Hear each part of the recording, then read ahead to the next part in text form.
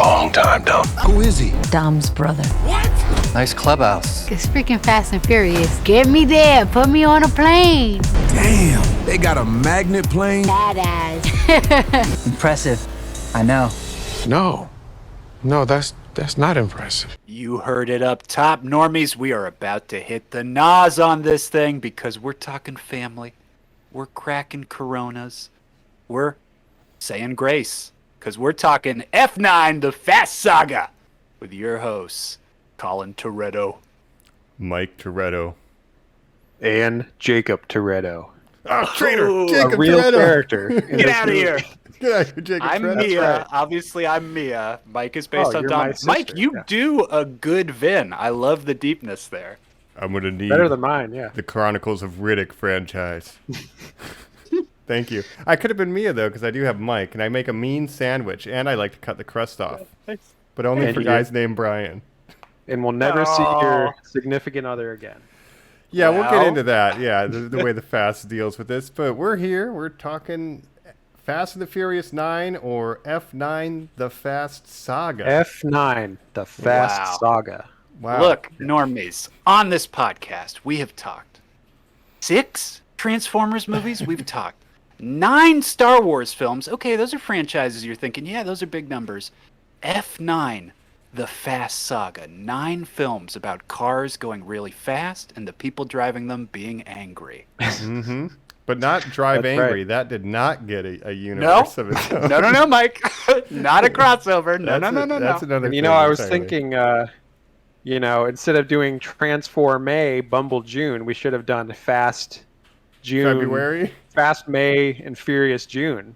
Or, Oh, yeah. whatever. But at some point, I'm sure we will. If Still on the the normies table. want that, write in, tell us you want us to review each individual Fast and Furious movie, because we'll do it. Yeah, we would do it. I think it'd be more fun than Transformers, that's for sure. In hindsight. I think that there's a lot of crossing over, though. We can agree with that. We got The Rock, we got some other people. But let me ask, if we did do that, and a good segue into what we saw today, how many of those would be first-timers? Have you guys seen all the motherfucking Fast and Furious movies before this? Yeah, I have. All of them, yeah. And we've gone... Even Hobbs and Shaw. Nice. Even the Well, spin-off. even the spin-off.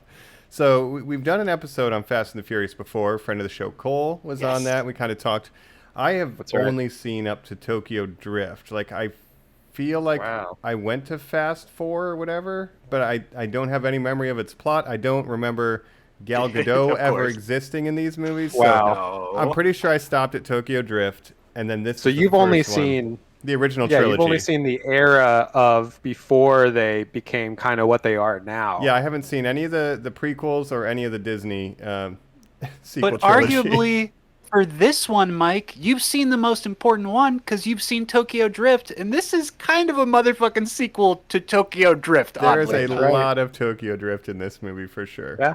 Directed by Justin Lin, that was his first Fast and the Furious movie, Tokyo Drift. It's funny because that's the one that's least connected to the others, and yet it's Now- this one you might say is most connected to that one. So Like retroactively, it has become kind of the most important Fast film, I guess. Absolutely. Yeah. well, the Death of Han event has now like changed and been involved in so many different movies. It's interesting that kind of is the linchpin of the whole series. Right, where that was once the outlier. So this is, I guess, the most brief way you could put this movie is the logical extreme of the Han death singularity point, I guess. But we'll get into that down the road. I want to ask you guys down the road, made a good car pun, that's one. Perfect. How did we watch this? The last movie I saw in theaters before lockdown was Sonic the Hedgehog, and I said I'm only going to theaters for things that move fast. So I had to wait for this. Finally That's right. saw it in Flash theaters. movie's still not coming out for who That'll knows. be the how next long. one. Right. So Yeah. close, Mike. Yeah, so I went in theaters. I didn't get to go in 4DX like I wanted. It was sold out, but I saw it in the local theater. I got a big tub of popcorn and a soda. I don't even really like popcorn in a movie theater. I ate the whole bucket. I was back in the theater. Ow. It was just good to be back. And so Mike's for- return. Yeah. The whole thing, though. Everybody, was it packed? People wearing masks? Good How call. was the whole ordeal? So it was about maybe over 50% capacity, not sold out, but this was Friday night, opening weekend, like 9 p.m. Like that's a pretty good time. you'd Damn, think, not yeah. sold out. Yeah. Yeah, so this is I live in Koreatown, part of LA. It was a kind of a boutique theater, so maybe it wasn't like an AMC or a Regal or anything. AMCs were probably selling out, But how about you guys? How did you see it? Well, for me, my last film before the pandemic that I saw in theaters was actually with Colin. We went and saw Birds of Prey at our local, Cinemark North Hollywood, our classic go-to. And then our first movie back was going to see F9 at the same theater together. So Wow. we went and Boys saw at that it again, family style. Full last circle. night. Yeah, and I think there's people wearing masks. I just came from Colorado where like nobody's wearing masks this last weekend, and because it's basically there's no new cases there. So I was around people all weekend not wearing masks and stuff. So now California, they're still, people are still kind of half wearing masks. No one seems to really know what to do. So it was a mixed bag, I think, right? Yeah, for sure. Pretty much. There's Look, masks up. Jacob and I have a Roman and Tej relationship. Okay, we're a bundled pair. You get one of us, you get both of us. We get into some wacky hijinks. We might go to Their space. usual little routine. Might go to space. We hung out beforehand. We went in and saw this bad boy. I had seen literally 4 days beforehand The Hitman's Wife's Bodyguard. So I did see a different movie first in theaters. Okay. But this was a motherfucking year since then. That's a tiny little theater. This was like a Cineplex. So saying to Jacob, you get that full recline experience, right? Sold out crowd, for a Sunday night at 7, sold out crowd. Okay. And I'll say this, not to set up what I thought about this film. There are some basic ass jokes in this movie, I would say, of like moments of like, you're telling me we got to do the wild and crazy thing and none of us ever will survive? That's exactly what I'm saying we're going to have to do. Mike, motherfucking audience died. I'm talking whole theater erupting with laughter at these jokes. Well, I'm just sitting there thinking, people love these goddamn movies. Yeah, these are pretty. If you're talking niche to normie, I'd say these are pretty normie. Your grandma could watch this movie. Your aunt and uncle from Hoboken. Grandma, could put on watch the this Dominic movie. Toretto movie. You know that one you love with Dominic Toretto? I love he's so about Grandma's love Vin family. Diesel. He's such a sweet young man. About Right. family Well, he's and a God. criminal. We should point out, Grandma. He's got a heart Former of gold. criminal. He's been exonerated. He saved the world a couple times, so it's That's all true. right. Yeah, he's But, got a That's clean, right. clean slate. Yeah, but yeah, we did it. go for it. I just want to say we did it. Like Mike said, we've done an episode on it. We're not going to go too much into, we made the jokes on that one of, can you believe they were stealing combination DVD, VCR players, and now they're the super spies who are flying through the sky and shoot rocket stuff. We're going to stay pretty generalized to this one, but I do want to know, do you love these movies? Jacob, you called them normie. We've all said we've seen them all. I mean, this is blockbuster popcorn movie. Vin made that little teaser saying welcome back to the movies. I gotta say, guys, I felt welcomed back seeing this movie. Sure. Well, it's interesting. This is this is a huge franchise that's not relying on, a former IP. It's not Harry Potter. It's not Star Wars. Not It's Marvel. Not based on the Thing. books Fast and the Furious. It's No, not an adaptation of the video game Fast and the It's Furious. or the all an 1920s adaptation of movie. Crazy movie. Right. Yeah, it's essentially if the movie Gone in 60 Seconds, starring Nicolas Cage, spawned 8 sequels, and an entire mythology and lore of all these side characters and stuff. It's kind of insane to see where it started, where it came from. Everybody knows that, but I thought it was really cool how they had flashbacks in this. They're kind of bridging the gap where you see basically what's directly before the first movie. You see a young Dom with his family, right? And I thought those were pretty well done.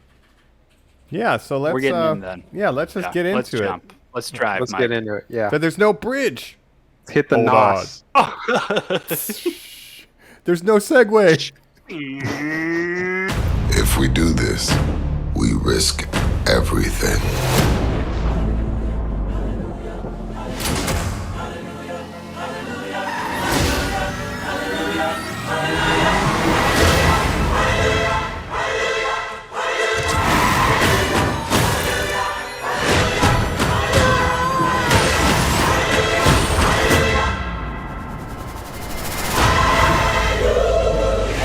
We're back. We are hitting it at the right time. We're hitting that NOS because we are talking Fast and the Furious. Now, Jacob, we're jumping into F9, the Fast Saga, 9th film in this. Yeah. You said it opens on flashbacks. It opens on something even cooler. The retro universal title card to let you know we're going to fucking start in a flashback. Right. Yeah, and you got that kind of grainy, nostalgic look to the flashbacks. You know, it's 1989, which is a long time ago, right? So, Yeah, for sure. Impossible to conceive. yeah, and we get to learn a little more about Dom's family, which I didn't realize. You said it last night or the other night, Mike. Yes. F1 or Fast and the Furious, I guess, F1. does talk a little bit about his dad, which I totally forgot. Yeah, But Dom doesn't mentions that mention his brother. It's like why he's scared to drive that car because it was like his dad crashed or something, and he's like, and then I beat the shit out of the guy who caused the crash, and that's why I was in jail. And he kind of mentions that to Brian. Yeah. And we see all that, and we even see, like, I thought in one scene you see like Dom's crew from the first movie, basically, like those side characters, just in a quick shot where it's like I thought it was supposed to be those characters. I think You it know is what I'm them talking about? younger. Yeah, like so the flashbacks are telling the story of Dom's growing up and his dad and his brother who has never been spoken of in 8 movies until now. The guy who's all about family, except for my one brother. You know, fuck that guy. That's right. So they're telling that, and you see it like, you know, I guess while we're on the flashbacks, like a street race scene where he has to street race his brother, and like, you know, if you lose, you got to skip town, right?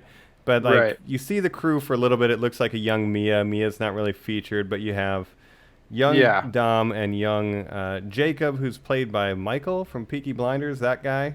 How Right. dope. But he Totally he a gains young John Cena. Yeah, he gains a foot and a half and 300 pounds of muscle. Yeah. But it fills in a And- lot of the questions, I guess, we had. Is like, well, where was your brother? So that you needed to have this part, I guess, to make any of it make sense. But yeah. But I thought they were pretty well done, and they kind of flash back throughout the movie, and it kind of bookends the movie. So I like that. And it's interesting, you know, you said, yeah, he's all about family, except he's never mentioned this one brother who's estranged from the family, which he basically, cut him out of the family based on an assumption that he made that he never actually got confirmation for, and then found out, much later that he was wrong. Yeah, and Normies, this is full spoilers. It's Fast 9, by the way. Yes, Like, absolutely. buckle up. Like, so we'll just go. Yay, absolutely. Second car Buckle up, joke. watch out for traffic lights. We're going to crash during this one. That's right. Signal all turns. You know, it's like you guys are saying.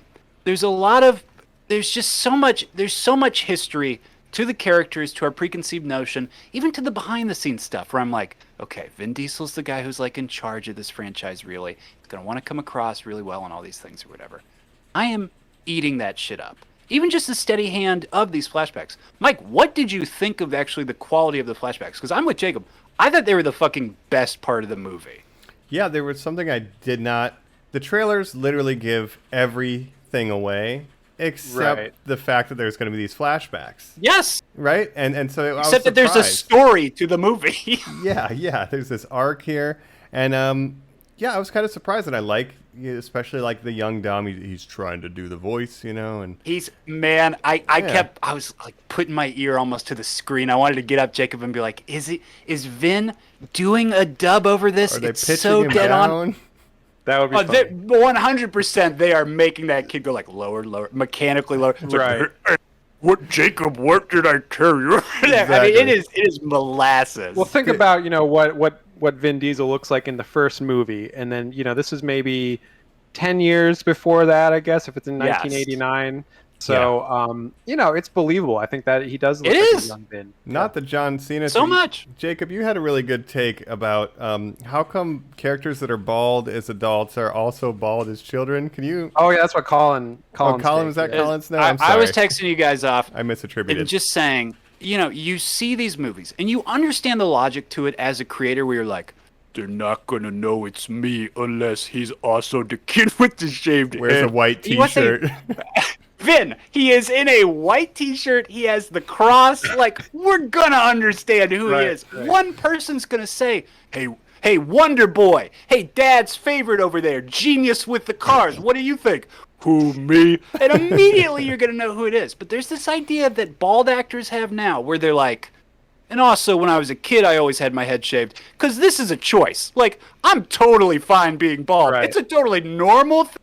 I was bald when I was a kid. I'm bald now. And goddamn you, Vin Diesel. We have all seen the videos of you talking about Street Sharks where you have a goddamn full head of hair. I know you didn't look like that as a kid. I have to say, for Vin, being bald works better for him because we've seen him with hair and it looks very weird. So he should be bald. I don't want to spend too much time on the hair here, but my thing is, if we're going to be doing flashbacks and like explaining origins, I would have liked to see like maybe he goes to jail, but he has hair, and then someone pulls it, and he's not good at fighting. Or his dad was bald, and he shaves it to honor his dad. He shaves it in prison, Mike. It's the Lex Luthor. Like, I would be totally fine with that.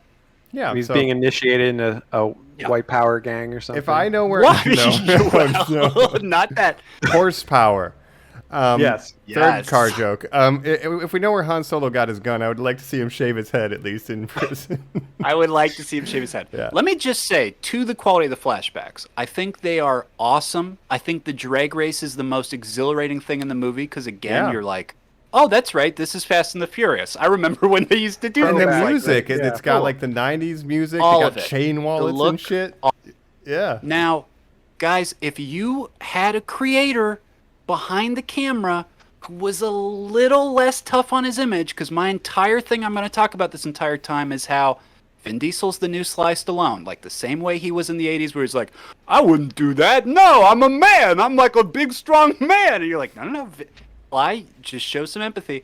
If Vin, in those flashbacks, had Jacob be the Wonder Boy, and there's actually some tension there where like, oh, my younger brother's actually better at this stuff, and I wasn't always Dominic Toretto, the unstoppable force of the world who can, is the best at anything, who's ever done everything. You'd have some stakes to this movie, or like some interesting stuff going on in the background. And instead it's like, no, he did the right thing. He didn't know people were lying to him, so it was actually the wrong thing, but his heart was true. And that's what it's always about. Right. God well, lives again, in it's his a heart. misunderstanding that, he just doesn't get confirmation from Jacob, his brother, and he just decides to cut him out of his life for 20, 30 Hey, years. 2 seconds.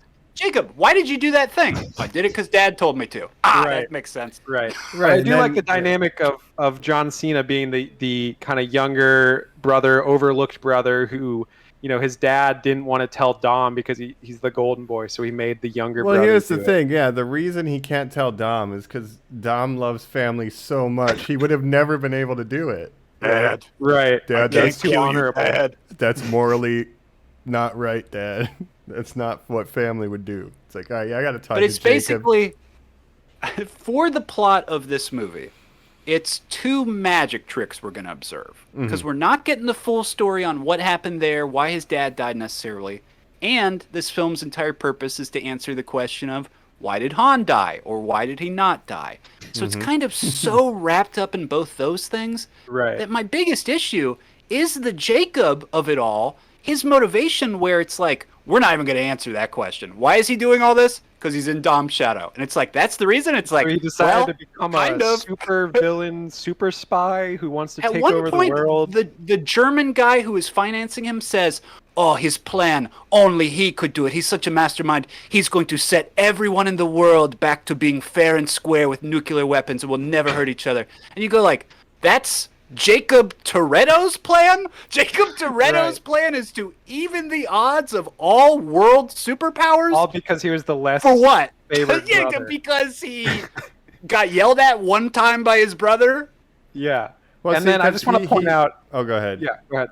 Oh, I was saying he lost one race, right? So by losing one race, he went on a cascade of trying to one-up Dom. And Dom, having won one race, and went on to save the world multiple times. So how do you one-up somebody who saves it multiple times? You have to save it forever, right? With this whole It's a domino scheme. effect, Mike. Yeah. Again, the question is like, Dom and his crew have saved the world multiple times. So where was Jacob this whole time? Like they've never interacted. He's never mentioned him at all. Like it's very strange. Never. But, and he's supposed to be the super spy, and yet he wasn't involved like in any of these other world saving plans at all. But I'm thinking he had some really, really great plans, and right when he's about to enact them, Dom did something that was a little bit better than what he was planning, and he's like, damn it, again. Right. Yeah. Right. And then I just want to point out that, again, spoilers, but, at the end of the movie, Jacob turns and sides with the good guys only because the rich German guy that he's working with betrays him at the last second. That's the only reason that he works with. Absolutely. Like, there's no kind of come to God, facing up to what he did. He's just like, well, my partner's betrayed me, so I guess I'm working with the good guys now. That's a good point. So it's very funny. Because we as an audience know, and actually what I thought was like the most artistic sequence of the film is when Vin Diesel's fallen in the water and he's going through the flashbacks again, having the realization of, oh, I was wrong, and he wasn't supposed to blow up Dad. He used was his just supposed to psychic lose the race. abilities, Mike. To see things from a different perspective. Yeah, his psychic abilities, his Toretto psychic abilities. But he knows, and we know that, oh, it was a big misunderstanding. But they don't have that conversation. He just catches them with the car, and they're like, all right. Yeah. So there was never that moment. You're right.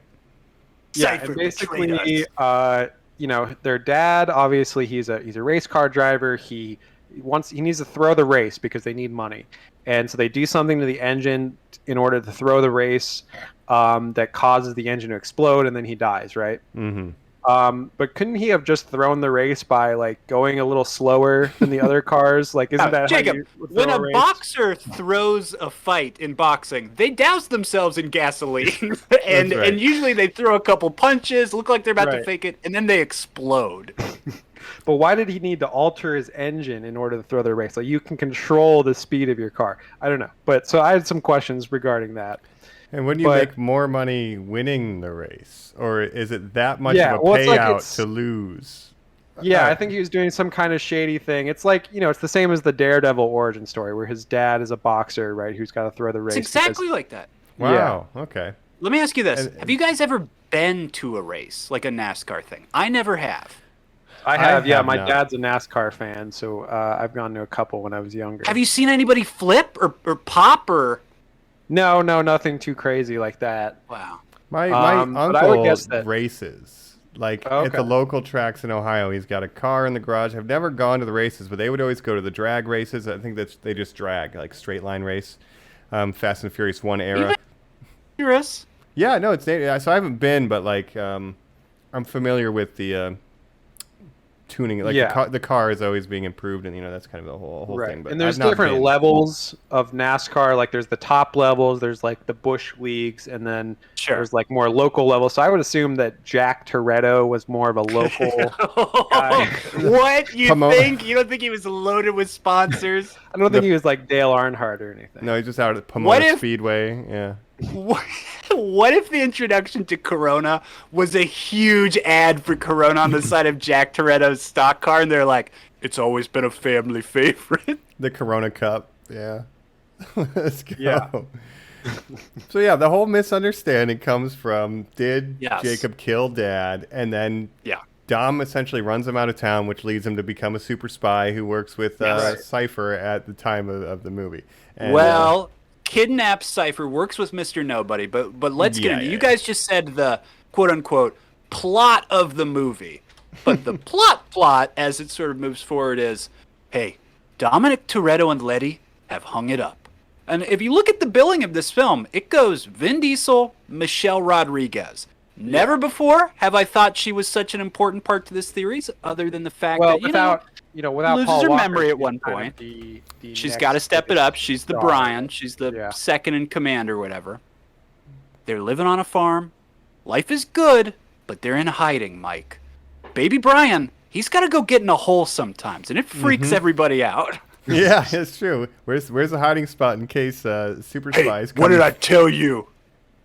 And we get the introduction of the quote-unquote mission. Tej and Roman and our beautiful hacker lady, whose name I absolutely do not remember. Ramsey. I knew it was something crazy, by the way. In my head, I was like, it's a god of some Was she in the other movies at all, or she new character? She is. Yes! She started being him in maybe 3 movies ago, and you might recognize her from Game of Thrones. She's Khaleesi's handmaiden. Oh, yeah. The translator. Natalie Emmanuel. she's great in this. Yeah, she's yeah, super sweet. and so she kind of she's She's like awesome. a tech specialist. She doesn't drive though, which we Yes. gets into Yeah. this in this movie as well. So Which is hilarious.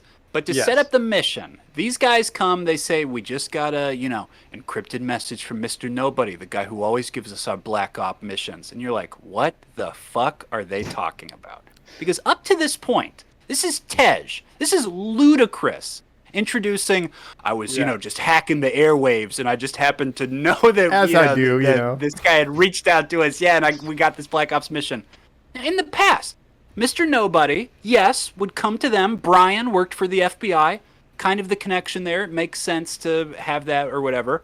Or you would have The Rock as Hobbs come in and Right. be the government force who would say, they're asking us to do this thing. I said only with my crew. We got to go do it. All of that's taken out. There is no longer a government liaison or whatever. So the thrust of this movie is just Ludacris going, I don't know, I was just hacking around and They got something a went video. wrong. And Yeah, I didn't understand let's that. just check it out. Kurt I just Russell asked said, Mike, so though. flimsy. So Yeah. Mike, you've seen the first 3, right? But you haven't seen 4 through 8. Is that correct? That you is haven't seen correct. Hobbs and Shaw or Nope. So for someone like you, this must be so confusing to see Kurt Russell in a video called he's a character called Mr. Nobody, and then you have Yeah. Charlize Theron who's in a Hannibal Lecter type cell. You're probably like, wait, this is the movie Gosh, about cars racing? Yeah, now to be fair, I've seen the trailers of the other films, so I Sure. knew that Charlize Theron was like a super hacker and stuff. Yeah. I didn't know about Kurt Russell, so I was just stoked to see him. I'm like, Kurt Russell, I love Ego. Yeah. All right. Or my biggest complaint, Pliskin. put more Kurt Russell in. More of him, yeah. So that was Yeah, good. so More Charlize Mr. too, Nobody, if I'm being honest. but the universe has been so expanded that you do have these side It was a characters. You lot, have Helen Mirren come in as Shaw's mom, which I don't even know if you knew that. No, I just thought, wow, Helen Mirren's here. Yeah, she was also in Hobbs and Shaw, and I think talked another to an Fast and the old Furious movie. friend. But she is, as we learned, so the Shaw brothers. There's Owen Shaw, which was a villain in one of them, and then Jason Statham, which is the other Shaw. I don't remember his first name, but he is the villain in one of them where he's trying to name is avenge his Han brother. Killer. Yeah, Oh, yes. Han he Killer was Shaw. originally Yes. he was. She was the guy who introduced in killed Han. 8. This is her third film. Again, you don't want to even get into the history of it, but this is a franchise where the power of Vin Diesel as a producer is he heard her say in an interview after the 7th came out, when they had already shot number 8, God, I would love to be driving a car in those Fast and the Furious movies. That is so funny. They are so cool. He got a production crew together, a writer, and said, let's shoot a scene with her. Let's figure out how to put it in the movie. That's Right. amazing. Wow, that is Yeah. crazy. And there's some cameos. I want to save one. Please don't spoil the best one yet. Okay. Right, Wonder right. Woman? Yeah. But yeah, there's so much of this expanded plot that you're not familiar with, having not seen 4 No, through you couldn't. 8. But And even Gal Gadot being Giselle, Han's former girlfriend who dies in one of them. I mean, that must be mind blowing. I don't even know who Brian's mother is, because it's not Michelle Rodriguez. Yeah. Okay. No. Yeah. I totally No, it's a forgot about German that woman who's until the dead. end. She dies in number 8. Yeah, Yeah. when she said, "Oh, I knew your mother," and that I was was the time that I confused. realized, Looking "Oh wait, down on you that's from right." heaven. But yeah, in the last movie, she's kidnapped. Vin Diesel's baby mama is kidnapped by Charlize Theron and held hostage, and that's how she gets him to do evil things for her. And then eventually she gets killed, but his baby is saved by Shaw. So Wow. that's how he kind of gets inducted in the family by saving young Brian. Does Okay. watching this clusterfuck of a blockbuster make you want to watch these other ones? I'll say this. First of all, after watching Transformers, I've given up thinking that things have reasons behind them. Movies are Sometimes good. Things just happen, and there's no explanation. So that's how it's like, literally nobody want to go on a mission? Dom? Yes. It's like, okay. Let's do it. Right. Good Well, enough I have for to me. say, compared to Transformers, these movies are crazy, but they're at least more cohesive than the Transformers series. Right. In that the expanded lore has expanded so much that I can rattle off things like, oh yeah, that's Helen Mirren, that's Jason Statham's mom from the last one. She's but you know. Jacob, I'll ask to you then, as someone who has seen all these things, did you find yourself, like me, stretching my muscle too much? When young Dom's in prison and we're meeting what I assume are the Brazilian brothers in the fifth one that I can't remember, and they have a long scene together, I'm going like, okay, who is this? How do they know each other? What one does he appear in? Insane is that you get wild. They bring these small characters back, or even the well, I don't know if we want to talk about all the cameos yet, like you said, but it's just wild. It doesn't annoy you. For you to have to go, that's that person from that. You're because totally if I don't recognize someone, I won't think about it too hard. And Brush it off. They must have been in one of the other movies. They're a good driver or they're a criminal. It doesn't matter. I mean, those guys are the ones who tip Dom off on how you rig a car and make it explode if they fuck with the fuel line. So they help him put it together, right? The mystery when he's working in the prison shop. Yeah. I guess, Mike. I guess. It's a whole thing, but yeah. But I would say this one, more than any of the other ones, we're bringing back all these old characters. Oh, Tokyo Drift. That's literally the Fast Saga, I think, comes with. We're getting everyone who is available, and they literally get everyone who was willing and available. Okay, can we talk about Tokyo Drift for a minute, too? Yeah, please. Well, let's quickly say, so they get a mission. All we need real quick is they get a mission. There's a plane down with the secret spy device. They get it. There's no bridge, all that stuff from the trailer. And then as they're recovering it, John Cena just shows up and steals it. And they're like, who's that guy? And then the rest of the movie is like chasing John Cena to like stop him. But part of that involves the return of Han. You saw it in the trailer. And then, Tokyo Drift. The God of War, Ares. And the Han thing, Return of Han, they showed it in the trailer. And you say, I wish they wouldn't have shown that in the trailer. But it makes sense for them why they did show it in the trailer. Because I think it got more people to go see this movie to see Han come back. That if it was more of a surprise, then people wouldn't have gone as much.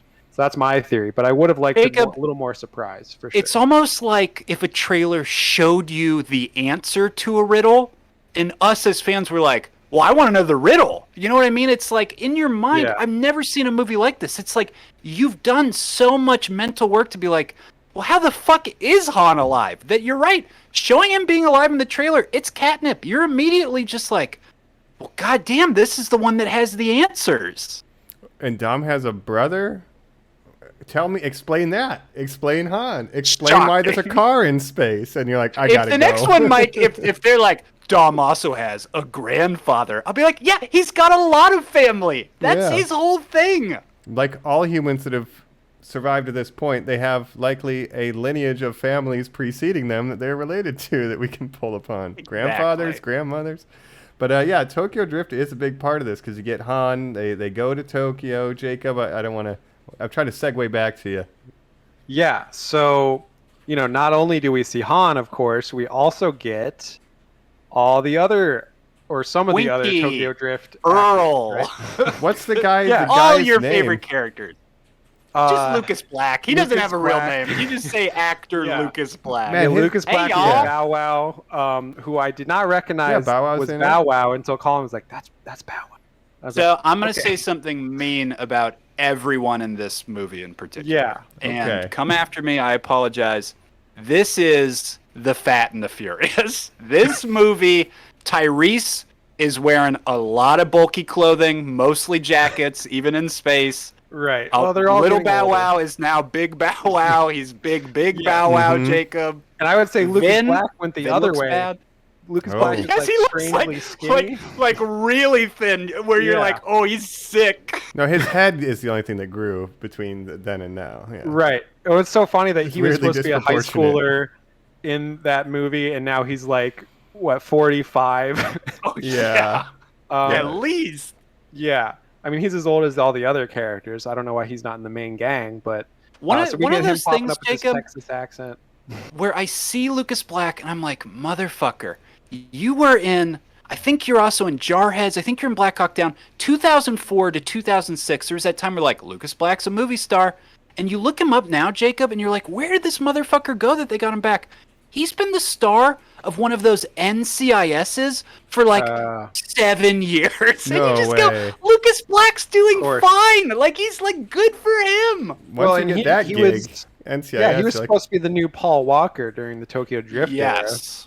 right, And, that's what they wanted. that didn't work And Mike, out. I know you love that movie because that is a Karate Kid remake. Guy goes to a new place, learns a trade, excels at the trade.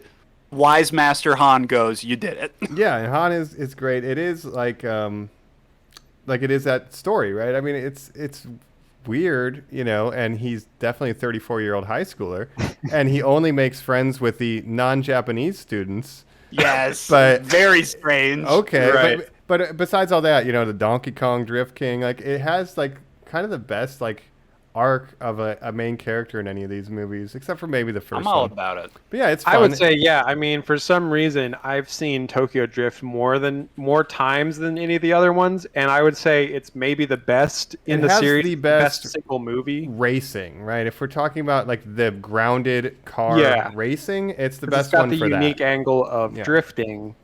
But I just think it's maybe the best movie in the series, just as a movie by itself. But the characters in this who are returning don't really do much but make a rocket. Han is Breaks the your no, heart. they're, most they're significant. doing rocket cars now, which is not drifting. So I don't Bow know why Wow's they're not doing legitimately something in one about single scene. Yes, Yeah. he is. The other guys Twinkie, are in like and 2 or it's 3. upsetting. Yeah. And let me ask you guys, as quote unquote fans of this franchise, then, they're digging these characters up. It's for us, normies. Can you believe it? We brought them back. Mike, like, are you satisfied that Han's back? Do you even, like, give a shit? You didn't see him die. Well, no, I saw him die, but I didn't see him. Oh, you get did? You killed saw by him Jason die. You Statham. didn't see, don't you know didn't see who his killed life after death. Yeah, I didn't get to see him meet Gal Gadot or any of that. I didn't see In him Tokyo Drift, come it's back to kind of- life. This is the first time he's come back to life for me, basically. Yeah. Right. Yeah, In there we Tokyo go. Drift, it's sort of insinuated that he's killed by the like rival gang. Yeah, not yeah. by Jason Statham. Then we find out that it's Yeah. Jason Statham. Then we find out it wasn't Jason Statham. It was actually set up by Mr. Nobody. But was It there a was body just in the car that good looked magic like him? trick. Was it a clone? Abracadabra. Yeah, Well, who in was the end of car? Tokyo Drift, Vin Diesel comes to take his body back to America to bury or Yes. something, I think. So he must have taken a Well, copy of it or something. I used to live my life a quarter mile at a time. But things changed. I'm a father now. I will always be in your heart. Little Brian, I have a gift for you. Your daddy gave me this. No, I'm gonna give it to you. It's very special. It's for protection from what's coming. can I set up a really strange fact about Vin Diesel real quick? So, Yeah. again, Mm-hmm. we've talked about all this stuff, but I just got to timeline it real quick.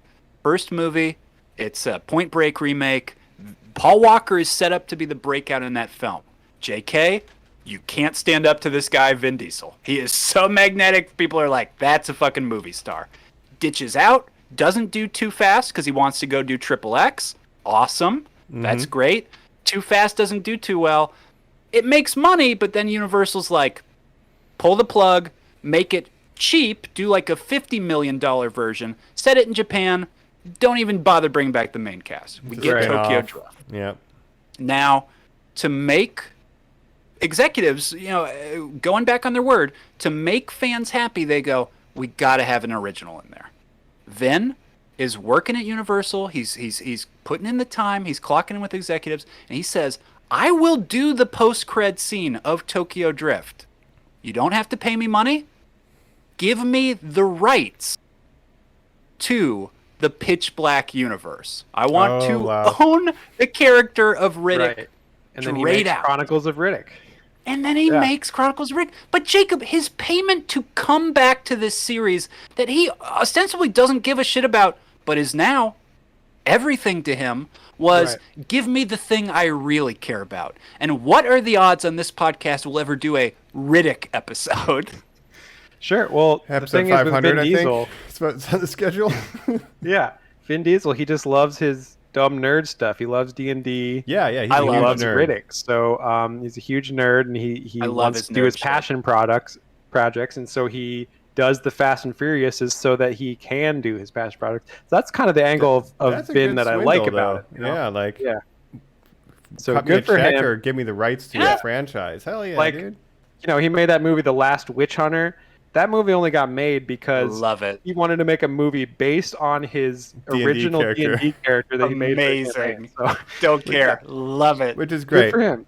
Yeah. But he does come back at the end of Tokyo Drift. But in this, we go back to Tokyo. There's more stuff with Han. We can talk about that a little bit. I have a question. Do you think they went to Japan to film any of this? Because I say no. No, Mike. Okay. No. Probably not. So I No. have another theory. When Kurt Russell and Han are sitting in the restaurant and he's explaining like the plan and it's just kind of basic coverage, right? I theorize that is a restaurant called Issa Ramen on La Brea. I recognize the drink holder You're behind kidding. Han's shoulder could be. and the paneling on the wall. I think that they just went there for a day, shot this scene, and then I think you're totally right. Yeah. Because even when they, even the scene with like Mia and Letty like a when they back are lot. like eating ramen. Oh, yeah, you could have shot yeah. that like somewhere in LA. You could have shot that, in just a local ramen shop. So totally. yeah, and then they just are in some nondescript empty apartment, right? So Yeah. no Oh, way yeah. did they go back. But that's just my notice. I think I know where that restaurant is that Mr. Nobody was in with Han. I need to confirm it. That's amazing. Let's talk about why they're there. Okay, Yeah. Mike, they recover half of Ares, the god of war. They don't know what that is yet. It's the super weapon MacGuffin of this It'll movie. hack everything. And yeah. it'll hack everything. That's But it. before that, Dom brings with him a postcard and just says to Letty, I got this postcard the day Han died. Look at the stamp. And they're like, oh, it's Tokyo. Han was always talking about Tokyo. And Letty goes, that's kind of a connection to Mr. Nobody if you think about it. We should go to Tokyo to see if Han's there. Now, Right. why on earth did they do any of that? When they meet the little girl samurai it's very who's confusing. part of the weapon of Ares, why is any of this happening? Why is Colin, you're Han the forgetting, guardian of this little girl? They go to Tokyo and they're eating some ramen, and then Letty's talking about how, Han would always talk about like in the old westerns when they got in trouble, they would always go to Mexico to hide out. And then she's like, and he always said Tokyo was his Mexico. Wait a And then minute. they look up and they see say a Mexico? random Mexican flag in a window, and they're like, oh, that must be where Han is. And it's like Tokyo is huge. And Yeah. like to just randomly Just be at the randomly first see a noodle spot you Mexican stop flag. by. To eat outside of it, Mike, it would be like if I was like, oh, is that Mike's apartment, that place I'm eating in right now? Right. It's like, hold Yeah. on. So very convenient. And it's like, it's quick. Like they do go to Tokyo, but it's like they're eating noodles. They find the Mexican flag. They get attacked. The moms are fighting assassins. It's great. And then, Why? Yeah, why?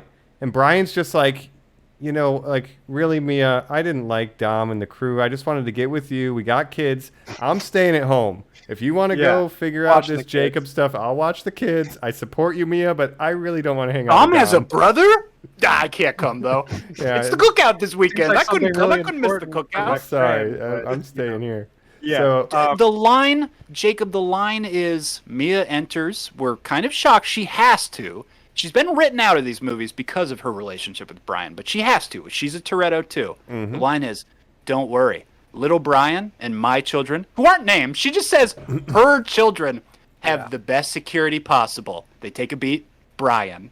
And you're like, okay, yeah, sure. Dom's Paul like, "My Walker, kid's in the charge." ghost of Paul Walker, is taking care of those kids. I guess this is what you want me to think this is of. the point, though, to ask then. Is it weird in this universe after the It's Been a Long Time Without My Friend song, Yes. right? Is it weird that Yes. this audience pretends he's alive? I feel weird about Yes. it. Yeah, because that's what this movie wants us to understand is like in this universe, like Brian is alive, right? And is that Yeah. weird? Like after the cars drive off, that was satisfying, but now it feels weird to me. Well, that's how they left it in canon, is that they didn't kill him off in canon, so he's still around. And if they want to keep Jordana Brewster, Mia, in it, they have to explain where Brian is, So, but one thing I do like about this movie is that they do give her more to do, because in previous movies she Yes. was kind of sidelined, and now it's like she's back with the crew, and she can even, hold her own in fights and stuff. But why can't She's she? a waitress. And like nothing against, like she can't fight, but it's like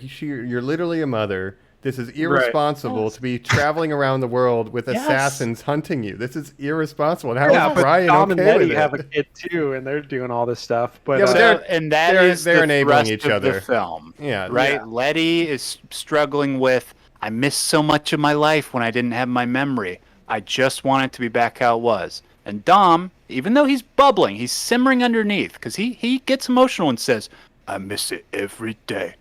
He also feels that way. Look, he wants to be part of the heist crew. Right. And it doesn't make any sense. I don't like the ghost of Brian looming over this. The fact that they can now just say the line, "Hey, I put in the call," or just the camera will just all we'll see is the person go, "Thanks, Brian." Hang up the phone. "Hey guys, that was Brian," and you never guess what he's gonna say. It is grim. But I have to say, I did like the moment at the end. They're all at the cookout. Every movie ends with a cookout. From like 4 on, they always have a get together at the end of the movie where they drink Coronas. Right. And they say grace. They say, "Oh, he's on the way," and his car pulls up from the first movie. So I liked that moment because that was like a great. Like you just have to see his car and you just know. I hated it. You hated it? I think it's weird. I think at this point it's weird. I would have rather just have written out Mia and Brian completely for the entirety of the franchise. Well, unfortunately, they still want her in the crew. And I also was reading of the saga, right?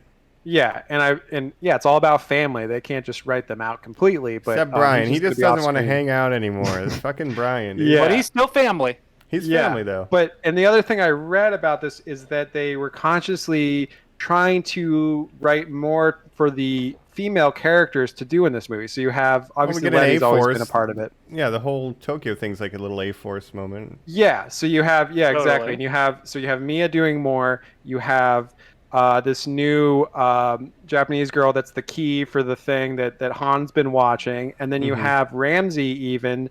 I feel like they specifically gave her more to do at the beginning where she's like, okay, we're doing all this science stuff, blah, blah, blah, blah, blah, to show that, like, yeah, she can be part of the crew too. And she even gets her own scene where she drives the truck and everything too. And there's a lot of tech hacking that she's doing a lot because of the nature of the threat being a cyber threat kind of thing. Yeah, she's pretty active in this. Mike, sure. She's doing a lot in this movie because magnets are just introduced in this film. I was saying this to Jacob last night, Mike. Magnets are something that are used and introduced in the first scene when they're like, shit, John Cena's got magnets. Damn, he's fucking unstoppable. Right. Our crew finds those magnets. They use them the rest of the time. John Cena never uses it. It's almost like he was the boss. They defeated him. They got his special weapon. And like Mega Man, they're just cleaning everybody out by using this goddamn magnet ability. Oh, and they split up the magnets between them. And then I think Charlize uses magnets at the end too. And it's so funny. The magnets, the strength and power of the magnets fluctuates scene to scene so much. Sometimes it'll pull entire cars through buildings, and then sometimes, it's fine. But it's just funny how much they... Yeah, or a handgun. Right. I did not think they were going to use magnets as much. Dial. There's a big dial. So you turn it to car. They're turning dials. Or you turn it to cell phone, right? That's right. You have there's little drawings. They went to the ICP School of Magnets. How do they work? I don't know. Yeah. Science. In these movies have always been over the top and unrealistic. So it's like, it gives them a cool mechanic to do in the action scenes where magnets can really just do anything. Cypher, the bad guy of this film, Mike, who was the bad guy of the last one, Charlize Theron, she introduced, I can hack self-driving cars. The big set piece of the last one was, what if a fleet of cars was fucking chasing our good guys, right? Okay. Before that, they've done things where it's like, what if our crew drove ATVs, bigger cars? What if they just drove other stuff? Yeah. In this one, okay, let's give Vin Diesel a muscle car that I guess is covered in bulletproof armor. Like, he's fucking driving it like it is. Every car is bulletproof that they drive, yeah. Yes. Well, their also skin is bulletproof. magnets. Yeah. Well, yeah. Well, let's talk about this. John Cena has to wear full tactical gear to accomplish what Vin Diesel does in a white tank top and Timberlands. Like, this motherfucker is jumping around buildings dressed like a guy who would scare me as I'm leaving a liquor store. Yeah, let me just tell you. So the rules of the Fast and the Furious universe are that you can be thrown from any height, any distance, as long as someone catches you with the hood of their car. You're gonna be fine. You're not going to break any bones. As long as you can be caught with a car. If you hit the ground, you're in trouble. But if you hit a car, that is new. This is the first one to have car catching. What did you think of that? I think like one time to Michelle Rodriguez. This Vin Diesel can literally, he eyeballs something and he goes, if I turn this way, you'll land like a goddamn pillow. That's like the Transformer just snatching you out of the air. I don't care if you landed on it; it's still probably going to break your back. Right. But not these goods.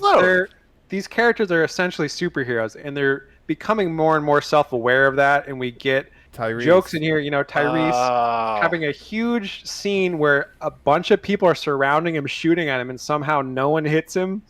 And then, That's right. you know, they have a big scene where he's like, I think we're invincible. So they're kind of, you know, acknowledging that. This is the most, I don't know if that makes it better. This is the most self-aware I think that they have been with these, right? Yes, But, absolutely. like, I wonder if Tyrese, because we're talking about Transfurious or, you know, Fast Former, right? I think he is becoming aware that he's in movies. Like the character, like the Tyrese character in this, he's like, he's starting to remember robots, and now it's going to be the plot point for. Mike, what do you think of him in this? What I mean, you know, just you saw him in 2. You said you watched F2. It's so different, though. Yeah, he's a lot different. I think he's fine in this, and the thing is, there's so many characters in this, but I like Tyrese and you know, his dynamic when they're going to space, and it's funny that Ja Rule, like Ludacris. First of all, this movie's Ludacris. Thank you. The only reason Ludacris got that job is because Ja Rule thought like he was too hot shit to come back. Yes, you know what I was I'm not thinking doing this shit. So he just like during the flashback race, I was like, man, they should bring Ja Rule back for like I thought the the same flashback thing, race. Jacob. Yo. I was like, just what? He's too big to be an F9 now as a cameo in his first movie. Yeah. All right, 2 things I want to say about Tyrese, and then I want Jacob's opinion on him. I read an article today where he said, the thing you got to understand about my character Roman is he says what the audience is thinking. That's how we write the character, how we've written him in the past couple movies. He's going to start calling out that he's never been shot by a gun, that he doesn't have any scars, and you're like, that is the craziest take anyone's ever had. And then he gave this interview, guys, and we did it. We did it. We willed this into happening. I've not heard He this didn't yet. say Transformers. He's getting asked a lot about Transformers, obviously. A lot of times now people keep saying, are you going to be in the next one? He's like, I have no idea. But he did say, I want Fast and the Furious to cross over with something. He said the Jurassic Park franchise. I've heard of this Just wanted you to too. sit with that. I guess. I've heard of the Jurassic Park Fast and the Furious potential universe. I don't know how it would work, but you got Fast Jurassic Park, can we say right now? the Jurassic Furious? Right. That's crazy.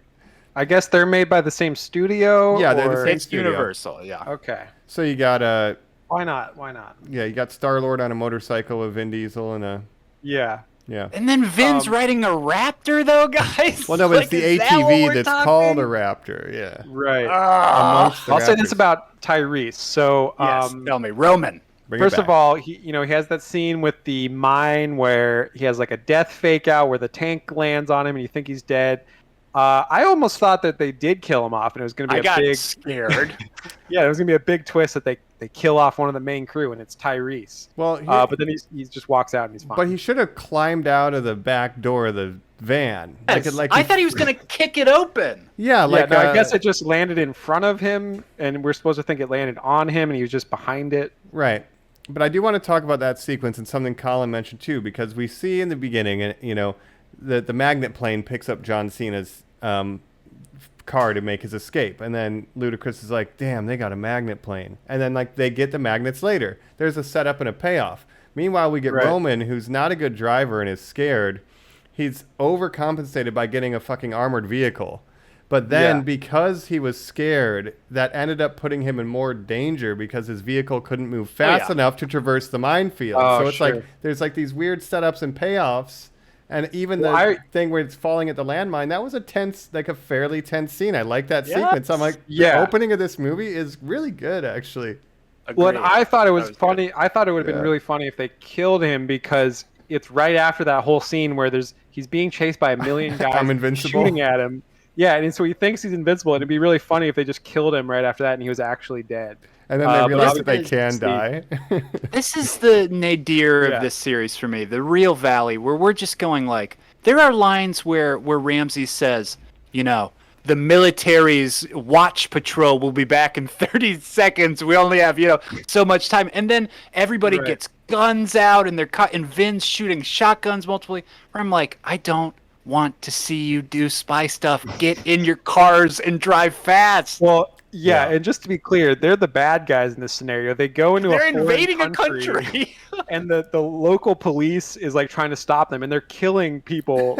You know, That's Yes! true. they have no reason to be there legally. It's an so- act of war. Right. Yeah. So here's how I think we could structure this here, because the movie itself it opens with the big action set piece to try to get Ares Part 1, and then the end of the film is the big climax where everything comes to a head with John Cena and the big train semi-truck, right? The middle of this is like interspersed with smaller scenes like Tokyo and this and that, but really it's the first act and the third act where all of the bombast and all the crazy shit is happening. And I think that's the best part of the movie. It's a little long, but like looking now back at this opening sequence we've been talking about, I really enjoyed it. It was ridiculous, but that's where you get the bridges out, and they're, you know, it's over the top, Right. and they are killing the soldiers of this nation they've invaded, which is okay. We're just going to accept that, but it's weird and over the top, but it's like, yeah, that's what I'm here for, and it's really good in the opening and closing acts, I think. Yeah, and that's what I like about these movies too. I mean, I always have a good time with them, and they're so over the top, but they're self-aware about it. They might be becoming too self-aware though, to the point where it's like once you're too self-aware, the joke's not as funny, because it was the reason why it was good before is because it's over the top, but they're playing it so straight that like they don't realize it's over the top. It's like we're laughing at you because you don't realize how Yes. ridiculous you are, and then they're like, Yeah. look at how But goofy now we you are. realize how ridiculous. Oh, you're you are. laughing. You're laughing with me. No, but you're also Vin, laughing I just because said of me. At you. No, right. We're all laughing together. And you're It's like, like no, Vin, I didn't say that. It's like And a on that Tommy Wiseau subject- effect, right? Where it's like, Yeah. oh, I wanted to make a comedy. It's like, no, you didn't. Yeah, if Tommy Wiseau made a sequel to The Room where he's like he knew that like people are gonna be memeing it, then like it kind of ruins the meme, right? Yeah. Absolutely. And on that note, to segue to Tyrese and Ludacris going to space, right? Yeah, They yeah. blast Something off in a rocket They car. have been asked in every press interview, Jacob. When's Fast F and Furious, when are we going to space? and F going to space? When's F and F going to space? When's F and F going to space?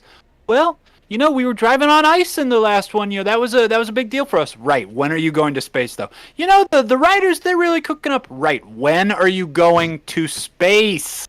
And they They go to finally did space it. in this movie. They went to space. Something that Elon Musk, one of the richest people in the world, has been trying to do for years, a manned rocket to space. They do it with the help of this dumb Texas guy and Lil Bow Wow.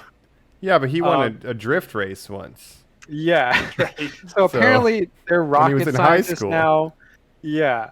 And they make a rocket car that can it's not a spaceship, it's a car with a rocket attached to it that can blast explode. into space. Yeah. Yeah. Every time. And they're wearing like antique astronaut suits. Well, they're like diving Wearing suits. diving bells. But Yeah, those they're would wearing have that. a hose coming out of the helmet because the air you would get was from. It's basically a long ass Yes. snorkel. That's what that was. But I don't know. Mike, when they, just spoilers again, but when they get to space, and the whole thing is they have to interact with the satellite or whatever, Mike, when they open the doors to wave at the people who are going to save them at the end, and they get out into space, I was just screaming, no, don't, you're wearing the flips, Right. don't go outside, you're going to die. You're gonna Yeah. decompress. And obviously there's no stakes, no one can ever die in these movies, but there's a very high percentage chance that they should have died from what they did. Like you can't just Every go moment. to space in a car and not expect to die. But they're part of the family. What a thing to say. And they crash through a satellite, and their rocket car is not damaged at all to the point where No. they are not Right. sucked out into the vacuum of space immediately. Yeah, they go to the International Space Station and get saved. But like, if all you need to do is destroy the satellite, just call the government and say, shoot that Turn it off. satellite. Yeah, Right. turn it off. Isn't that what we have right? Space Force for? Yeah, like they didn't need to hack it. We just needed to drive a car through it. It's the analog way of shutting it down. No matter how fast you are, I am not to be compared to you. no one outruns their past. I am more easy, you trying your best to become me. And mine just caught up to me. Been a long time, Dom. So we're up against a master thief, assassin, high performance driver, Who is he?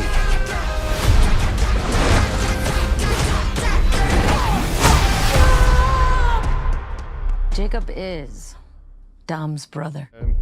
They needed to go to space. I mean, we were on F9, so I figured we would at least get 10, 11, 12, print screen lock, and then maybe space, then maybe F space. Right. There's a whole keyboard to get through before we go there. But That's right. And I think them going to space might be the official jumping the shark moment if they haven't had it one might yet. be. It might be. Well, it's a new. Again, we've talked about how there are layers to what are Fast and Furious. There's whatever's in the beginning, whatever when they're in on it, and now this part. I think this is the jumping of the ship or jumping of the shark of this. I'll just say out flat. I want to know your guys' opinion. I did not like this movie. I think it's my least favorite Fast and the Furious now. Interesting. I think there's worse ones. It's not the best one, but I think it's about on the level of 8 and some of the later ones, I would say. Without going fully into my final thoughts, it's the funniest movie I've seen all year. In theaters. in theater, yeah. I mean, is it supposed to be? I don't know. Is it a little too self-aware? I agree this could be the jumping the shark moment. Yeah. But given the reputation and the meme-ness of these movies, this played into it as you would expect, I would say. So yeah, I think from what I've heard, I've not seen, 4 through 8. So this one is definitely the most self-aware and, like we said, poking fun at itself, winking to the camera almost. So yeah, I don't know where you go from there. This one I had fun because it's yes, the meme is real. Also, I've been trapped inside. If this came out pre-pandemic, let me out. Maybe I would have hated it, right? If this was a pre-pandemic movie, but right. I always like seeing these. I think first of all, supposedly they are sort of wrapping up. They said Fast 10 will be the last one, but then they're also saying that could be split into a part 1 and part 2. And an 11 maybe. So maybe there'll be actually 2 more, but what I like about this one is they are doing some new things with adding John Cena in and with the flashbacks and stuff. So they are trying some new stuff, which I have to respect. So I definitely enjoyed it. Well, here's where one thing I want to bring up too. Now we're talking about John Cena. He gets betrayed by Charlize Theron, which, let me mention Charlize. She's also in 3 scenes that all take place in the same room. And sure, yeah, she came in for a day to. She was my favorite probably thing as far as a performance was her. When they're doing the Star Wars back and forth. Oh, I'm Yoda because I'm wise. No, because you're a puppet with a hand up your ass. I love that. Okay. Yeah, let me talk about that for 1 second. So.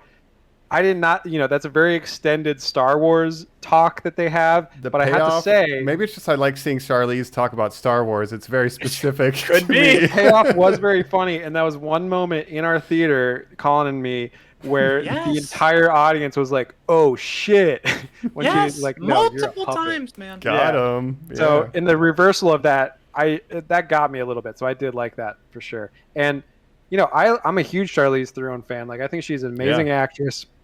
And she's beautiful, obviously, but the Fast and the Furious creators have an obsession with giving her the worst hairstyles possible. I think it's a bet.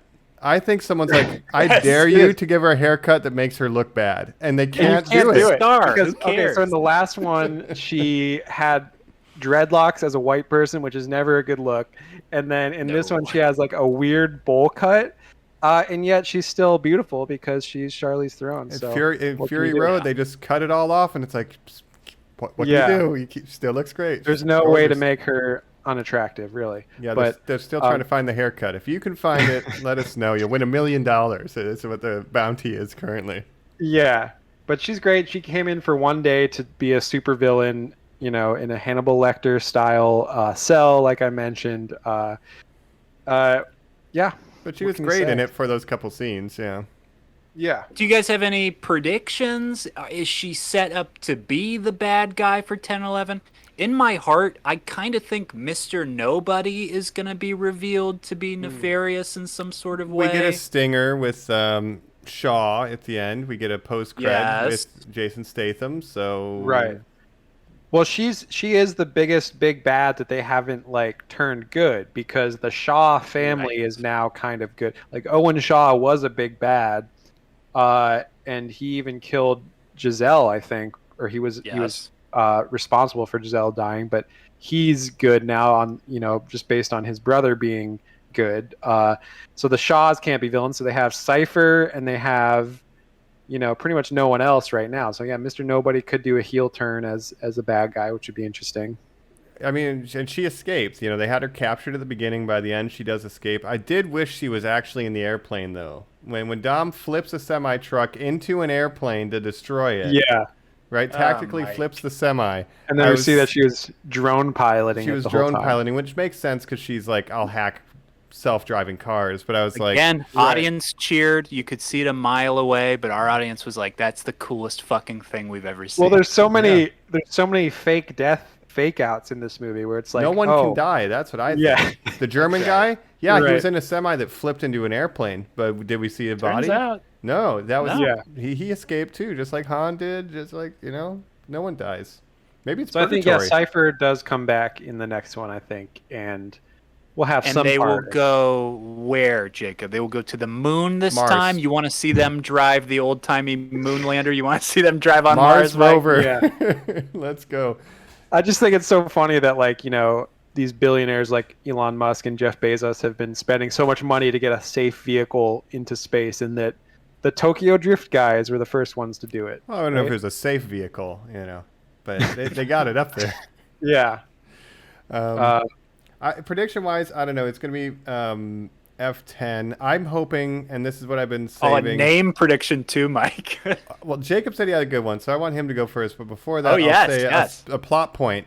All right, so we have a moment in this. We could go forever, but Dominic Toretto confronts Jacob in Europe, and then Jacob's like, hey, guess what? My German friend, this is an embassy. You're under arrest from Interpol.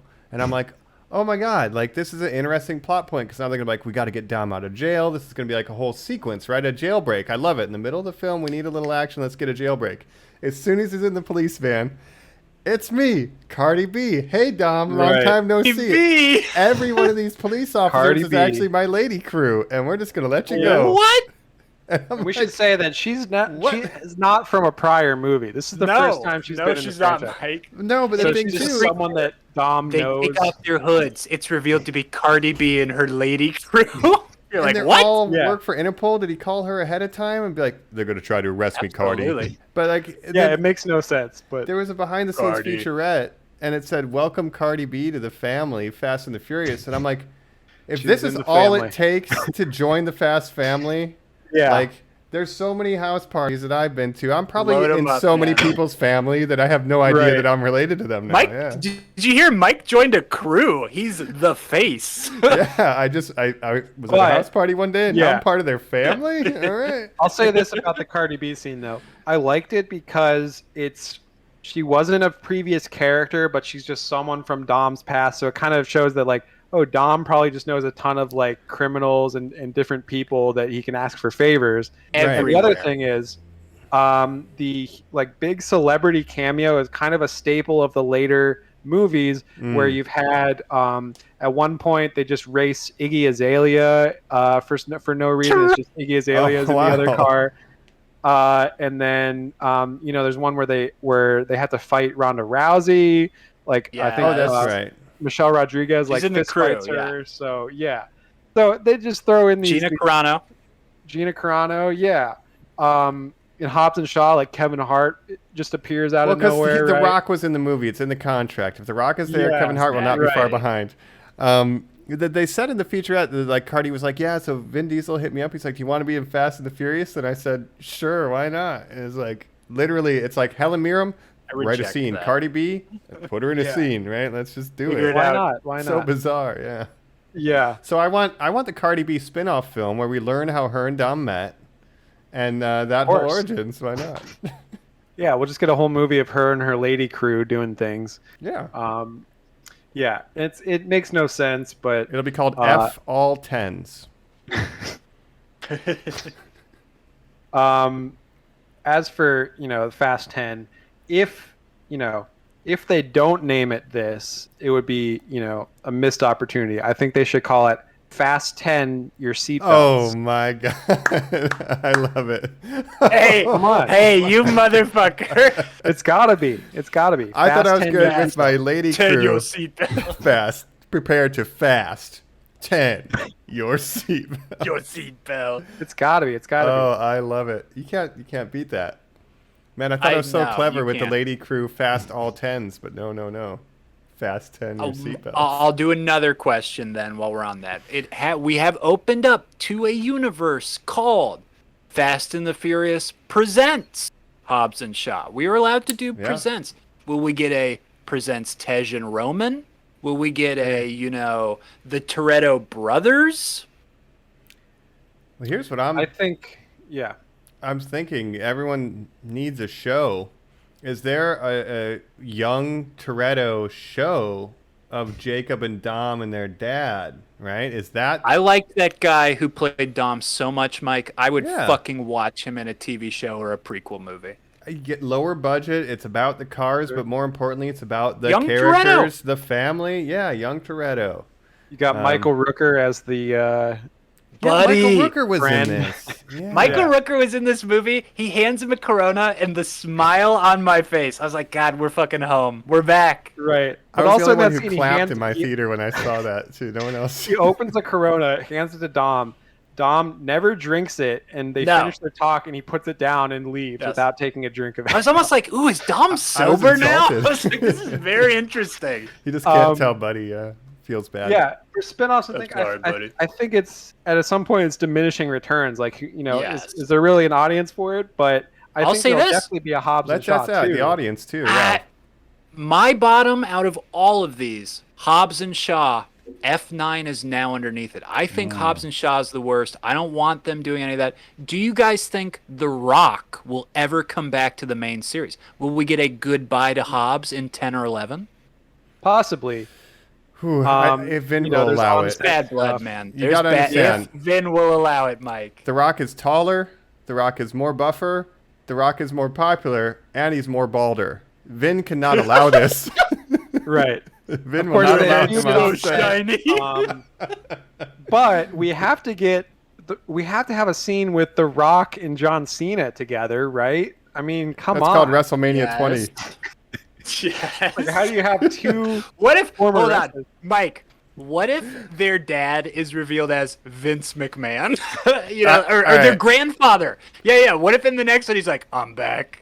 If that's the case, then someone's dad also needs to be the Undertaker. Well, and they had Roman Reigns and Hobbs and Shaw too, as Hobbs. yes. yeah. All Yes. right, all Very right. true. Very true. Supposed to be Jason Momoa, but he was filming Aquaman. And get the Usos just working on a car.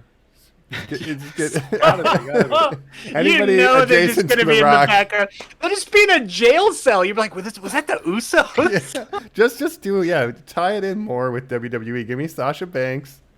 Yeah, they really Lucha, should. I want to see people in full masks in the background of some of these scenes. Yo, I would be fine Rey with that. Mysterio just pulls up. Seriously, he could be a rival driver, and if they never explained it, I'd be like, "This is amazing." His license plate says 619 as he pulls away. But you know what? that's Fast what and I the want. Furious. Yeah. What franchise I think it's most similar to now that I'm thinking about it is the Expendables, right? Where they just yes. have random cameos come in, like, oh, Bruce Willis is going to be in the scene, sure. Who else? Who's another aging action star we can get? That's what these movies are now, where they're Yes. like, we'll just get all these huge names and just throw them into this movie together.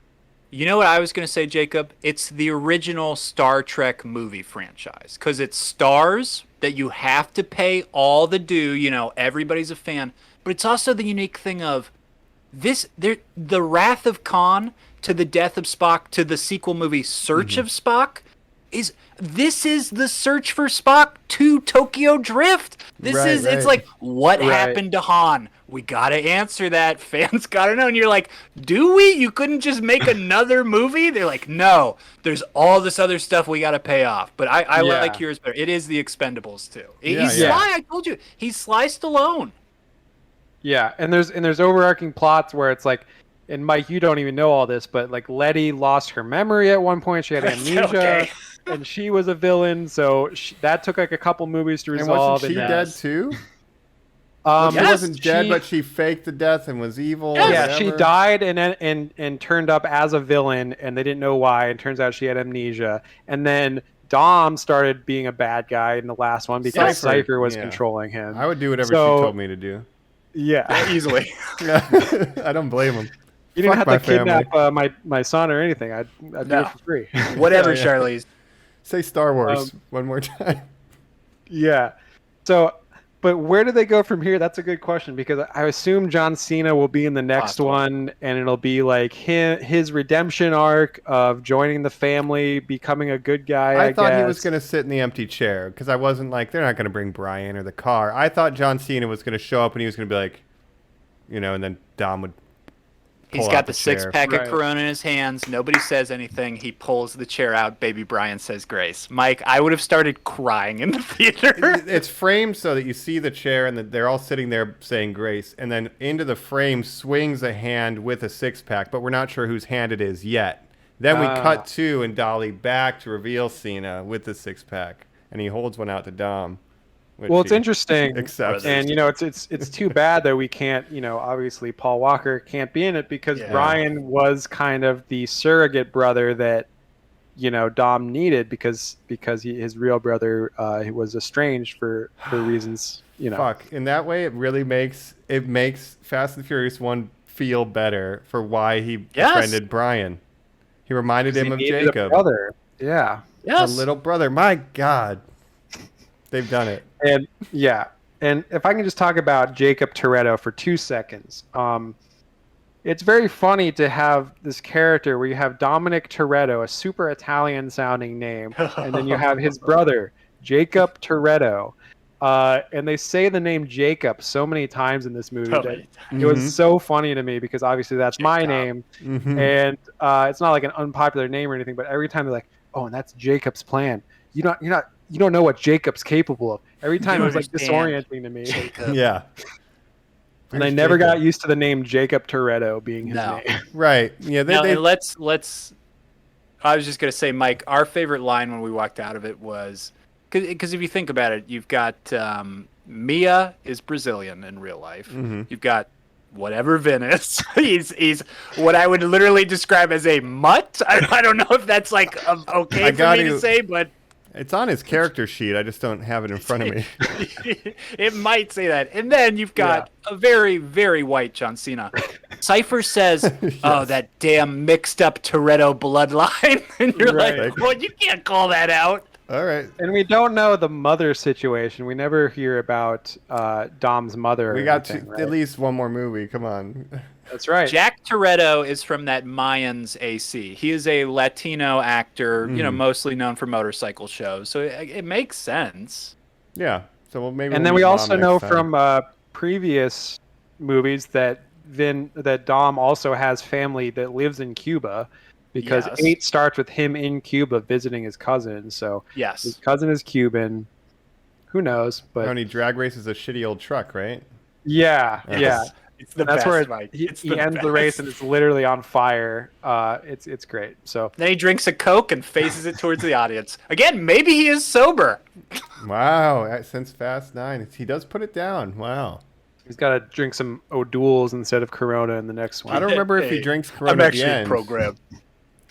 I don't think we see, because there's instead that insane scene they show where... a big shot of them creating a sunburst of Corona bottles in a cooler shot from the top down. They always show the cooler shot, but I'm just happy it is Corona, because in a previous movie they were like drinking Bud Light for a movie, and it's like, no, come on, you can't. That's Kate Yeager's Stella or something. Yeah, and it's like, get that out of here. Get that out of here. Yeah. But we've gotten this. There's been this subtext to the film of Little Brian. Little Brian says the most insightful things you could ever imagine, because he's almost like a little Dom Toretto. This is where Grandpa raced. This is where I learned everything. We get a lot of that stuff. Everything. Teacher says God's in our heart. Did you know I'm there too? But we get this scene with Michelle Rodriguez where she says, your mommy, She's up in heaven looking down at you. Right. And Dom comes in, and he has the goofiest looking smile you've ever seen. He looks like he's about to cry. And Michelle Rodriguez says, "Little Brian, I think your daddy wants to ask you something." And at this moment, I almost grab Jacob's arm, because in my mind I'm thinking, what the fuck is about to happen? I have no idea what he's about to ask this kid. Right. It's eerie and says, "Little Brian, would you like to say grace today?" Now that kid is probably like 3 or 4 years old. If my dad had said, "We're eating a big family dinner, you have to talk in front of everyone and say something really nice and special," I would have lost my mind. Oh, man. What's grace, Dad? I don't know it. You just say what's in your heart. I like turtles. Yeah. And I also thought this movie Amen. was the most overtly religious one. It was very From religious. what I remember, they've always been about family, and he's always had the giant crucifix chain, but it's like all these mentions of God and everything. It's like, I didn't know you were so God's in our religious, Dom. You literally went to space with science. Yes. And there's the conversation between Roman and Tej of, "Hey man, you believe in numbers," because we got an earlier scene where Ludacris, when they're driving into the minefield, Dom gets on the radio and goes, "Luda, Tej, tell me the numbers of the speed that I'd have to drive for the..." He goes, "Oh, hold on, man, the numbers. It's like you'd have to do the velocity of the upside down, and the exponent means this." And I'm losing my mind at this moment because fuck you, Ludacris, we're supposed to believe this. He's up in the spacecraft with Roman, Tyrese, and he's doing all these things. "But if we hit it because of the velocity and all this..." And Roman goes, "Hey, man, you just got to have faith. You just got to believe." He goes, right. "Okay, man." And they both say amen, and they crash into the satellite, Jacob. And you don't think this is the most religious movie ever made? It's like Bonnie and Clyde. Yes. And we also see in the flashbacks that every Toretto son's got to have his own crucifix Absolutely. necklace. Can't not. Amazing stuff. Amazing. Yeah, I mean, who knows where they're gonna go after this one, but it was a movie that I saw in the theaters. That's for right. damn sure. We haven't even talked about At least Han you very could much. say that. Yeah. Well, he doesn't do much, really. I was Doesn't do just much. so let down. Mike, he doesn't do anything. This Yeah, idea I was of, bummed. well, Mr. Nobody, this guy who would have had no association with him based on this timeline of events, said, "Hey, Han, you got to be, the guy who does my operations in Tokyo. One goes wrong, and he ends up babysitting a little girl for the rest of her life." And all you're sitting there thinking is like, okay, there's a new female character. I guess Roman's going to have sex with this 20-year-old Japanese girl in the next movie, and it's going to make me really uncomfortable.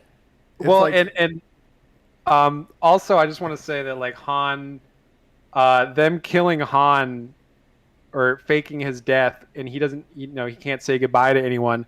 It really changes Tokyo Drift too, because like he's developing a relationship with Lucas Black, and then all of a sudden he dies. It's like a huge moment in Tokyo Drift, but then we know he was actually just alive the whole time, but he just couldn't tell anybody. Yeah, and as far as things of significance for this movie, he shows up, says, "Hey, I'm alive," and then explains how that is, and then kind of drives a car. Yeah, he eats some food. That's all he does, and like he has the girl with him, but really he's like, "Hey, I'm alive." Like, "Oh, okay, tell me about that. That's interesting." Great. That's it. Yeah, it's all Han. I was glad that he did get a scene with the Tokyo Drift boys at the end, because I was gonna be mad if they were both in the same movie and they didn't even have a scene together. Yeah.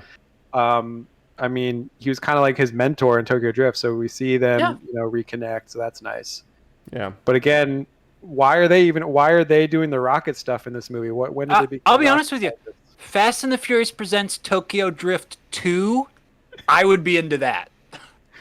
Just make it a period piece so that they're all using that era cars with like flip phones and stuff. That would be hilarious. Well, the thing is, it came out in like 2006 or something, but then they retconned it so that it happened in 2013. Right. But everybody still has flip phones from 2006 in Tokyo in 2013.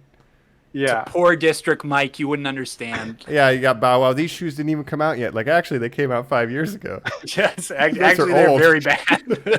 Yeah. Scamming everybody. It's hilarious if you try to think about the timeline too much. So don't do that. And the way they don't even explain how they faked his death. It's just like, oh, Mr. Nobody did some magic. Mr. Nobody did one of his magic tricks, and then Mr. Nobody says abracadabra when they see that it worked. And you're like, Yeah, right, but I guess I've been waiting this long to know how he survived. So if you could Right. really spell it out for me. Because It's he's not even standing like- in the like- same room with him. He's like, wow, that was a nice trick. Yeah. But it's like, while the car is burning on the street. So, like, was there a dummy? Was there a clone Yeah. body of Han? couldn't even show like a tunnel like Samuel L. Jackson in the Avengers, like he tunneled Yeah. underground. No, I don't know. It doesn't make any sense. Teleport tech. These movies aren't supposed to make any sense, but we did our best to make sense of it. Yeah. And why'd you have to kill him right in the middle of the plot of Tokyo Drift? Like you kind of ruined things for Lucas Black a little bit. Lucas Black. It's very funny. Lewis Black has had things ruined for him many years prior to this. I want to see Lewis Black in this franchise. Why not? Yeah, they got to go to New Might York. be angry. Yeah. Yeah, it's a crazy movie. I think we've Fast kind Saga. of we've reached the end of the race here. How about we go ahead and we'll else is talk there our to say? final thoughts? Yes, of Yeah. Fast 9, the Fast Saga, the fastest one so far, fastest gun in the West. Right after this. Hold on. Tell me you're not thinking what I think you're thinking. There's no bridge! Oh, hell no.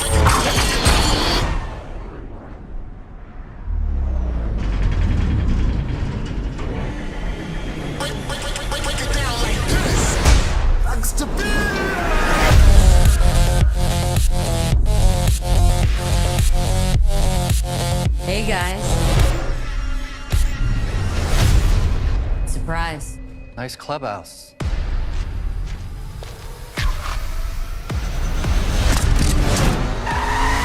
We're back. We raced to the finish line. And I'm just laughing to myself because, Mike, you used your NAS too early. Ha ha ha. And I'm man. zooming to the finish line here. I'm glad to know that the only thing you need to do to win an illegal street race is just press your NAS slightly later than the other Right. person.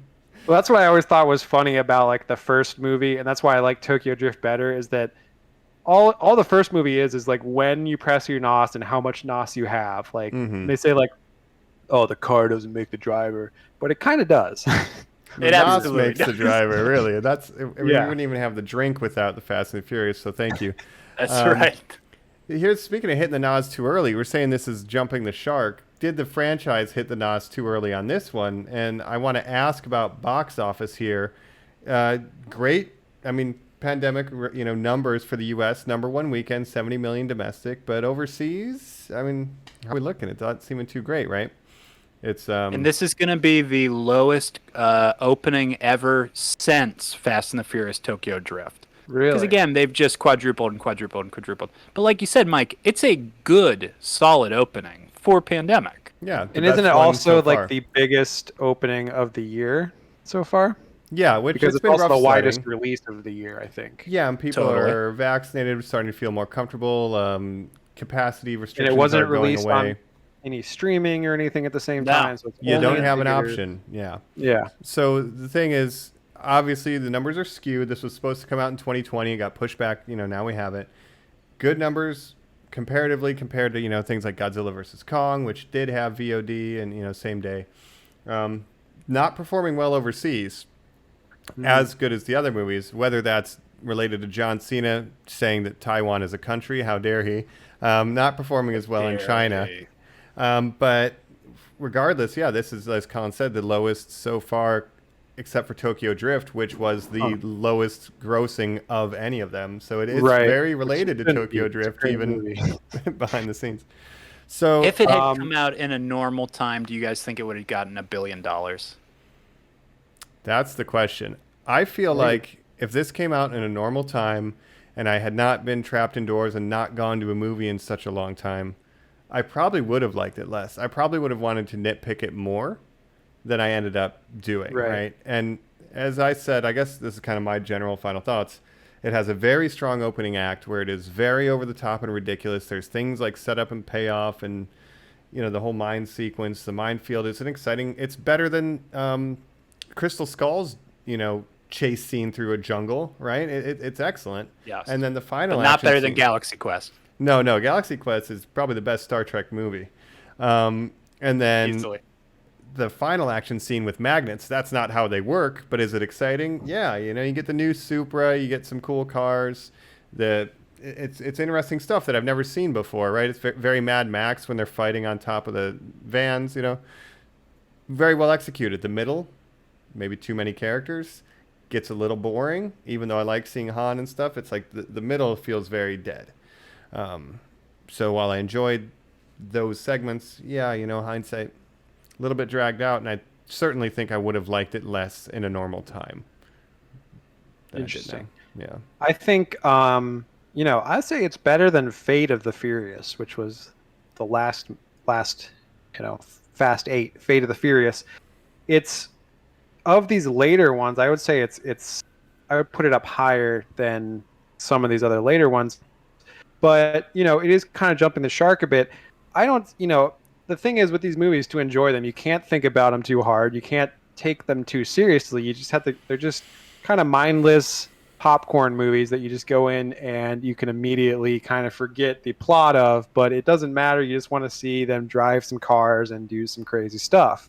So in that regard, I think it was successful. And I also like the flashbacks tying everything together. I thought that was it made it feel more of a cohesive film rather than just a bunch of, action set pieces happening while those set pieces were good. So overall, I'll say better than average for the later period Fast and the Furious movies for me. Gotcha. Okay. Colin, you were the kind of lowest on it. Complete opposite end of the spectrum here, buddy. I am so sorry to say this, Jacob. I like 8 because it's the one that introduces the chemistry of Hobbs and Shaw, quote unquote. You get the great stuff with Dwayne Johnson in jail. You get the breakout where Deckard's doing the entire plane, rescuing the baby stuff.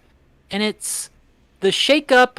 Look, a lot of people don't like it. We talked about it. It's the Transformers last night of Optimus is the bad guy now. They do that with Vin Diesel. He's the bad guy to the crew now. Turn him heel. You're like, okay, how far can that go? It only sounds good on paper. But to me, that's a change. That has a story that they follow through. I like that. Right. I like that they follow that. But they also do that right after they did Letty was the bad guy for a bit. So it's just the same very thing. True. Yeah. Amnesia, I just write off because I just don't like Amnesia as any kind of plot point. So that is just out of bounds for me. I don't even think about those. Mm-hmm. But when we're having this little banter where we're going, wow, what's the next one going to be? It would be so cool if John Cena came back. Honestly, if John Cena didn't come back in the next one, I might never watch this one again, in the play out of them all. Because it's the least important of anything. Like I said, it answers 2 questions. What was that thing in Dom's past? We didn't really need an answer for it because we didn't even know Jacob existed. And what happened to Han? And outside that, we have no idea what John Cena's motivation was. And the next movie would have to be all the retconning of, you don't understand. The pressure was put on for me from a different government agency because I had to attack Mr. Nobody because X, Y, and Z. It's all just going to be based around that. And that makes me nervous. I don't want that injected in my franchise where I'm like, isn't the plane landing? I thought the landing gear was out. I thought we were bringing this down to just a nice, easy landing here. Yeah, I think you got a point there. I think what they have to do is have Mr. Nobody be the mastermind behind everything. You would have to. And it's the same thing with, James Bond. Spectre did it where it's like, I've been the mastermind the whole time, Architect Mr. of Bond. all your pain, Mr. Bond. Yeah. Now, Jacob, a very interesting thing. Right before Paul Walker died, in the next movie, they were going to reveal Mr. Nobody is his dad. They're not going in that direction at all anymore. Right. And we're never, let me say this, we're never going to see Clint Eastwood's son again, who was the replacement Brian. No, that's never going to work. Get that out of here. Now on Netflix, the Fast and Furious turbocharged, supercharged, whatever children's TV show they have, where Dom is, Vin Diesel, is very hands-on in that he has a credited voice, for every episode where you're like, I haven't heard of that. Really? Wow. It follows a teen squad who is put together by Miss Nowhere. So again, you're like, Sure. like, what is the overarching universe of the Fast and Furious franchise with these shadowy organizations? I would like some wrap up to that. I don't think you need to incorporate Odeon, who's in the Hobbs and Shaw spinoff with the robot people. Like, if we're talking jump the shark moments, that's what it is. Like that, I think that. And there's the whole mystery in Hobbs and Shaw. There's like the disembodied voice of like, who is that? What's going on there? I hope that's Mr. Nobody, and I hope they're all tied together. Because again, otherwise I'm gonna be like, okay, so there's like, this is the 20th secret hidden robot world leader who's had the plan of being an ultimate hacker ultimately, and we've still got Cypher to deal with. There's a lot of balls still in the air for a franchise where they're like, this thing's about to end. I've done it. I've calculated in my brain. My name is Ludacris. Hello. Get back. 40 miles per hour. Get back. 20 miles per hour. You don't know me like that. So here's how you refresh this whole franchise. And you tied in with the Jurassic World franchise. The dinosaurs got to get out somehow. What does Cypher do? Cypher hack good, right? So the dinosaurs have always existed. They just haven't been in the mainland, but they are going to be in Dominion, at which point they're just out in the freeways and the roads and the car parks all around America, and Cypher's behind it, working with all those if you're terrorists. saying, if this universe has always been the same that Jurassic World exists in, so the events of Jurassic World and Jurassic 2 happened in the same world. And Jurassic Park. Mm-hmm. Jurassic Park, of course. Dom just doesn't care about dinosaurs. He doesn't watch the news. No, he's never mentioned it. It's been back there. Yeah. He only likes what they turn into when they sit in the ground and you put them in your car. Yeah, Cypher releases the dinosaurs, and then who do you have to call? A dinosaur expert, Chris motherfucking Pratt, to join the squad, join the family. And we got to drive him over. Chris Pratt in the family. Oh my God, cracking the corona. And you know it. Tyrese brings his friend Optimus Prime. We are tying them all together. Wow. Now we're solving this. I agree that is to solve all that ridiculousness out. Let me pitch this to you guys, because I think I just solved it. Okay. That's number 10, okay? This was number 9. 10, I agree with you guys. Needs to be, we finally learned what the shadowy organization is, who the ultimate bad guy was, who 6 or 7 people work Cypher's for. I'm sure there's him. going to be family connections. Cypher will be there too. If all that happens in 10, and we really are wrapping this franchise up with one more, I say in 11, it needs to open with all of them in the diner from the first one laughing, and just some guy walks up in East Los Angeles and says, hey, I heard you're the best drag racer around here. I bet I can drag race you better. And we just go back to the first film's formula. What if number 11 was just, they just have to win a race? Could this film franchise ever backtrack to that level? I don't think so. Tone it down. No. But, and I mean, the fact that they've said, like, 10's going to be the last one, it's going to be wrap up the whole Fast Saga, even if it's 2 parts, that kind of, at least they know that they need to wrap things up. You can't do a 2-parter that's called Fast 10. I'm sorry. That's guys, how numbers work. I just imagine it's like, in the last scene, is like, Vin goes, okay, and Voldemort did get the last Horcrux. We'll see you in the second part. It's like, what else could you do? He's got to collect the 7 Nas tanks and... There's just so much story there. The Infinity Engine block. No, what you do is they drive through like a singularity, which teleports him to each era of each film. Right? And he sets that's what it is. Like, I mean, that's just like Endgame. Right? They refight every bad guy. John Ortiz from the 5th one. He's fucking back. You thought he was just the nerd in Bumblebee? He's back. The bad guy. Drift King's back. Mm-hmm. Yeah, all of them. Right. Yeah. And then, and I also forgot that we need to connect John Cena's character from Bumblebee to being some ancestor of the Torettos, whether he's an Uncle this Toretto. Is very important. Well, no, that is Jake. Oh no, that's the 80s, so that can't be Jacob. Mike, that's Jacob the First, because he has Jack, who then has Dom and Jacob the Second, and they all know cars. Well, if that's the 80s. Then Jack would already be an adult because those flashbacks are 89. Yeah, he never talks about him, Mike or Jacob, okay? His son is at home drag racing, and he's like, I'm going to tell him about this talking car I saw earlier. It's what if it's Dom's dad, Jack, has a brother who is John Cena in Bumblebee. And the reason that Jacob looks like him is because he slept with his girl, and it wasn't exactly his what kid. it is. It was his brother's kid that looked You like don't even John know Cena. the secret of our family, Dom. Hold on, I'm having another one of my dream flashbacks. Is that Bumblebee? Oh my God. You have to do it because, Fast and Furious, it's about cars, and Transformers turn into cars. Don't they understand? You're not wrong. You're not wrong. You need Dom to pilot Bumblebee at some point, and it turns into a robot, and he's like, what the We made this prediction in Transformers where I think they should have incorporated, like they do in the animated series, that if Mark Wahlberg kept making movies, he would get a robot car suit that would also transform him. Oh, I think in nice. the next one, Dom gets a robot suit that turns into a car 100%. I don't know how they couldn't do that. And he has to fight like an AI drone robot that's made by Cypher. Or aliens, fight Mike. it. Or aliens. Well, we have the Fiero floats to an alien civilization, and they're like scanning origin and Earth. you tie in the evil company from Hobbs and Shaw that creates the super serum or whatever. They make a robot suit for Dom. Easily. Yeah, why not?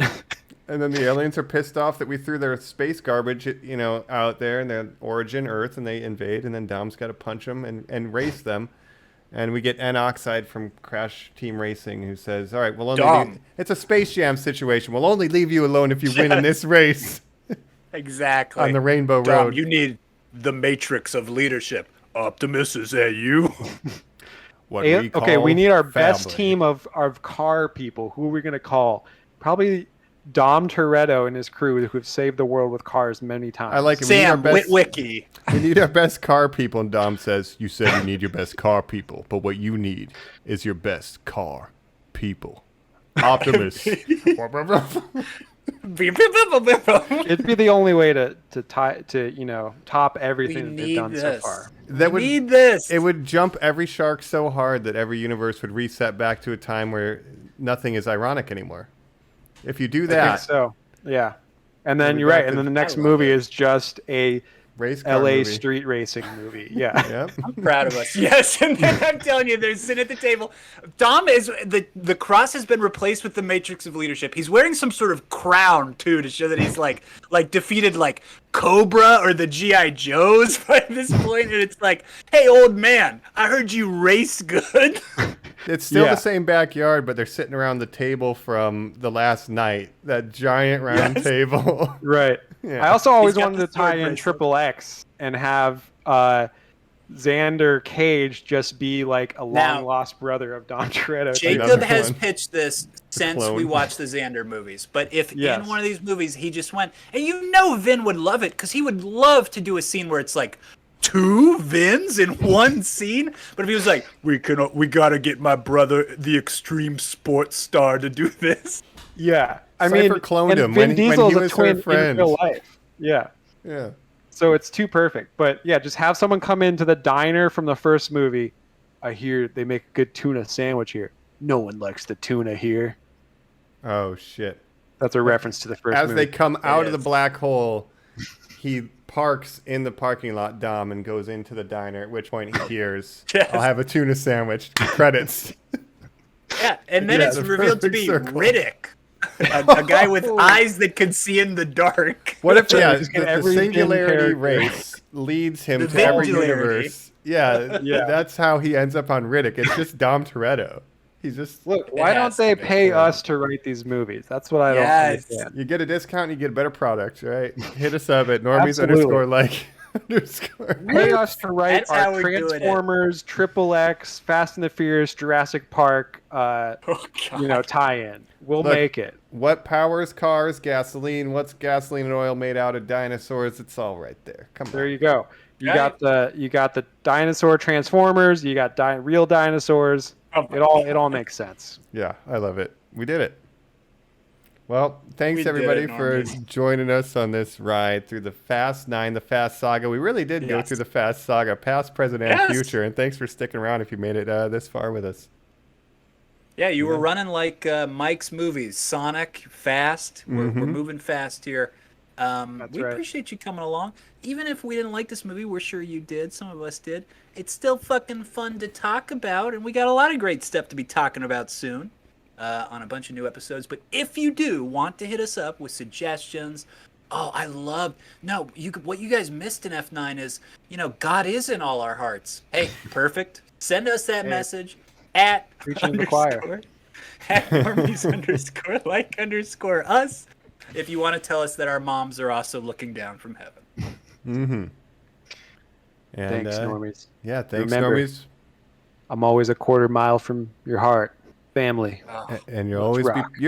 thanks for being part of our family, Normies. Appreciate it. And as always, this Hell is your yeah. hosts, Colin Toretto. Mike Toretto.